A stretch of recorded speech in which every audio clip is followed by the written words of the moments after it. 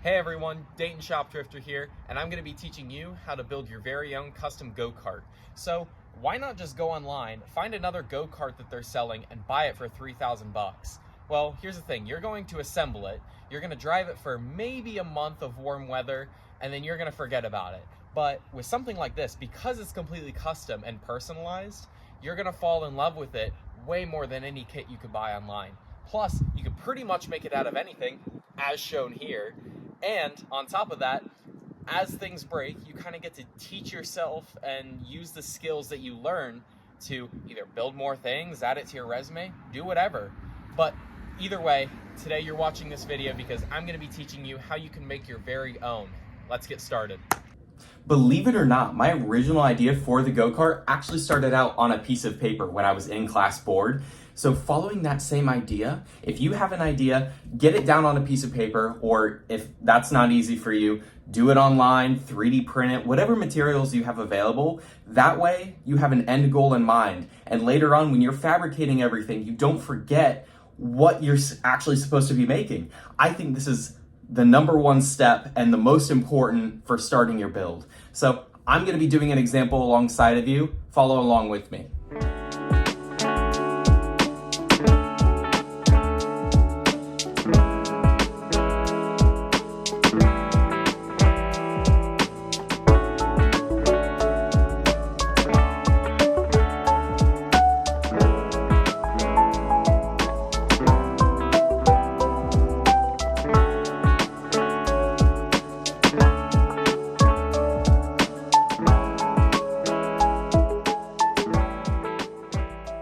Guys, thanks for following along with my example. And while this may look a bit messy, it makes sense in my head. And at the end of the day, that's all that matters. As long as your drawing makes sense to you and you have an end goal in mind, that is all that matters. Even if you don't even make a drawing, and as long as you keep tabs on what the end goal is, that's all you really need.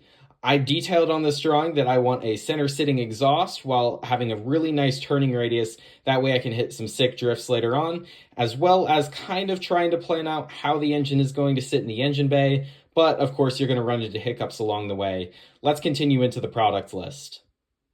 So now I'm going to go into the essential design components you're going to need for your custom cart. It doesn't matter whether you buy them in a kit, salvage them, or make it completely custom, but without them, your cart isn't going to work the way you want it to. So these are absolutely essential and something you need to check off the list. I'm going to briefly list some of them and then describe it later on with some examples, but you're not at all limited by what I'm going to say on this list. Feel free to be creative because that's the whole point of this project. So first, in order to make your cart go, you're going to need a drivetrain. So this includes your engine and your transmission. And depending on what you're working on, this can vary. We'll get on to that later on. Now you need to decide how to steer your cart. There are multiple different systems you can use. I'm mostly going to be talking about go-kart steering. Mini bike steering is relatively simple, but depending on if you have a complex system, it can vary into a multi-tie rod system. So you're going to have to get creative with that. But now you need to know how to stop. This is going to be pretty universal. You have drum brakes, disc brakes, and hydraulic brakes. And it doesn't really change system to system, just gets bigger, smaller, more expensive, less expensive. And lastly, now you have to think about suspension. So I didn't have any suspension on my cart because I pretty much just drive it on the street and into car meets. But if you're driving off-road, you may want to think a little bit more into this. However, I don't have a whole lot of information for you. I bought most of my components from GoPowersports.com and BMICarts.com. However, you're not at all limited by these websites. Now let's get started on some actual descriptions. When choosing the engine for your drivetrain, I would highly recommend choosing a horizontal shaft engine so that you can deliver power directly from the crankshaft to the axle of your rear wheels.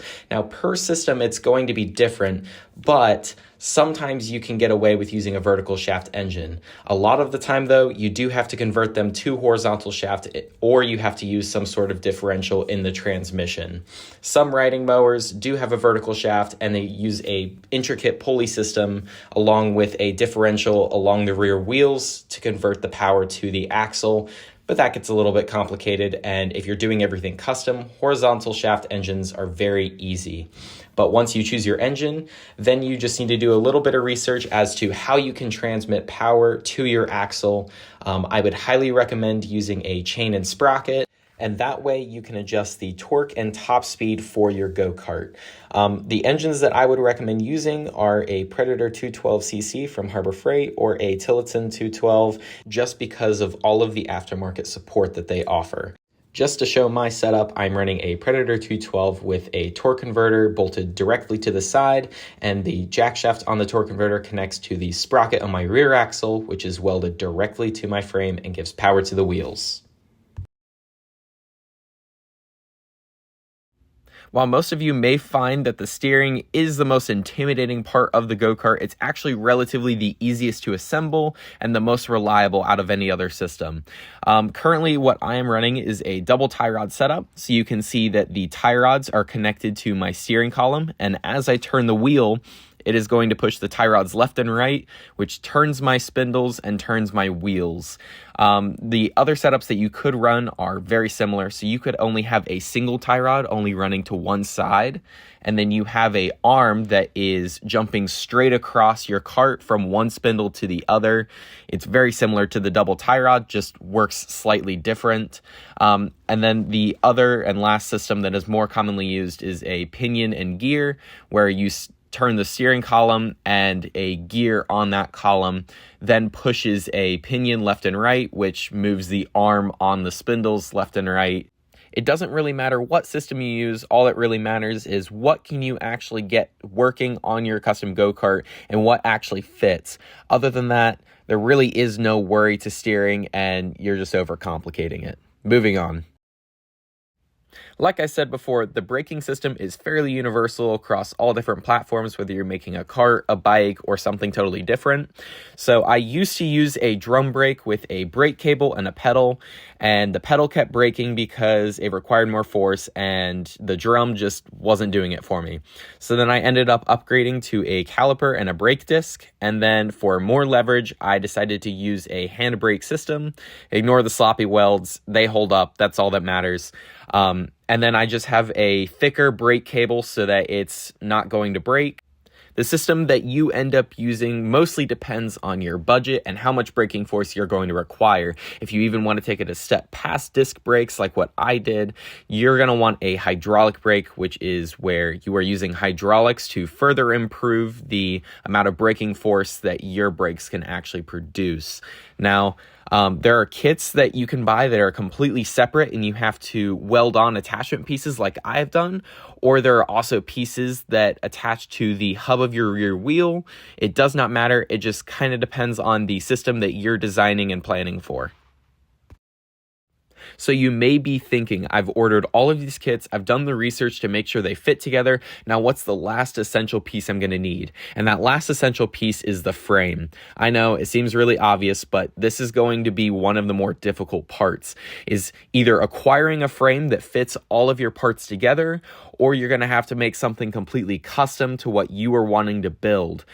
Either way, you could have something similar to me where it's a shopping cart and that actually makes up 90% of your frame, but this is where you're going to have the most trouble. You start to put things together and they don't quite fit the way you want them to, and you kind of have to change some things around.